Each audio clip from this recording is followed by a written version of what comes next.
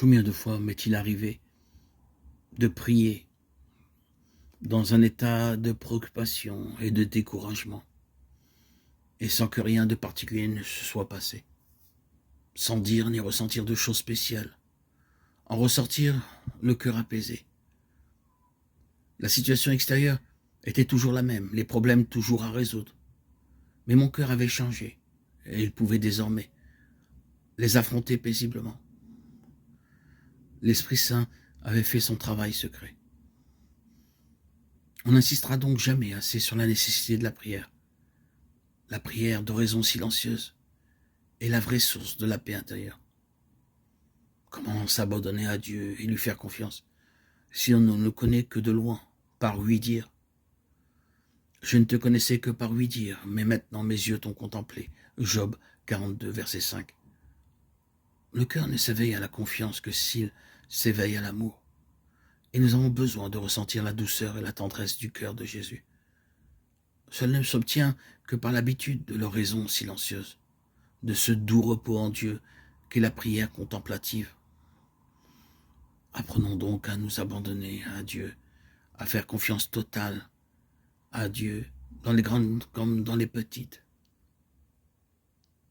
avec la simplicité des enfants de Dieu. Dieu manifestera sa tendresse, sa prévoyance, sa fidélité d'une manière parfois bouleversante. Faisons confiance à Dieu. Abandonnons-nous à lui, que ce soit dans les grandes choses comme dans les petites. Si Dieu nous traite à certains moments avec une grande rudesse apparente, il a aussi des délicatesses imprévues, dont seul un amour aussi tendre et pur que le sien est capable. Saint Jean de la Croix, à la fin de sa vie, en chemin vers le couvent où il allait finir ses jours, malade, épuisé, n'en pouvant plus, a une subite envie d'asperges, comme il en mangeait dans son enfance. Près de la pierre où il s'assoit pour reprendre souffle, une botte est là, sous ses yeux, miraculeusement déposée. Au milieu de nos épreuves, nous ferons l'expérience de ces délicatesses de l'amour. Elles ne sont pas réservées aux saints. Elles sont pour tous les pauvres qui croient vraiment que Dieu est leur Père.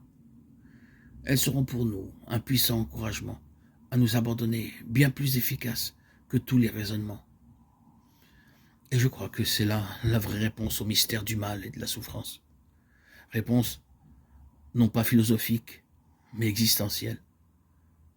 En m'exerçant à l'abandon, je fais l'expérience concrète que, effectivement, ça marche, que Dieu fait tout concourir à mon bien, même le mal, même les souffrances, même mes propres péchés. Combien de situations que je redoutais quand elles arrivent m'apparaissent en fin de compte supportables et finalement bénéfiques après leur premier impact douloureux. Ce que je croyais contre moi se révèle en fait être en ma faveur. Alors je me dis, ce que Dieu fait pour moi dans son infinie miséricorde, il doit bien aussi le faire pour tous les autres, de manière mystérieuse et cachée. Il doit bien le faire aussi pour le monde entier.